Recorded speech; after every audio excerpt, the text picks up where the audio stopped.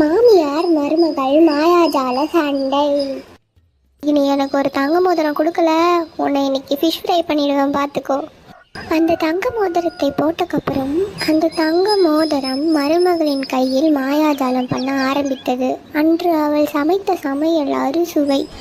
அதை பார்த்த ஊர்க்காரர்கள் எல்லாம் வாசனை எழுந்து தன் வீட்டுக்கே வந்து மருமகளிடம் சாப்பாடு கேட்டனர். அம்மா, எங்கிருந்து வந்துச்சு இவ்வளோ வாசனை? எங்களுக்கு கொஞ்சோண்டு சாப்பாடு கிடைக்குமா? காசு கூட கொடுத்துட்றோம். அப்பொழுதுதான் மருமகளுக்கு ஒரு ஐடியா வந்தது. இந்த மோதிரத்தை பயன்படுத்தி நான் ஒரு சமையல்காரியாக மாற வேண்டும் என்று நினைத்தாள். மாமியார், இந்த மோதிரத்தை எப்படியாச்சும் திருடி ஆகணும். மருமகள் ஒரு பெரிய கடையை திறக்க ஆசைப்பட்டாள். அதுவும் அந்த மோதிரத்தின் காதில் விழுந்து மறுநாள் பெட்டி நிறைய காசும் சமைப்பதற்கான பாத்திரமும் ஏற்படுத்தி கொடுத்தது.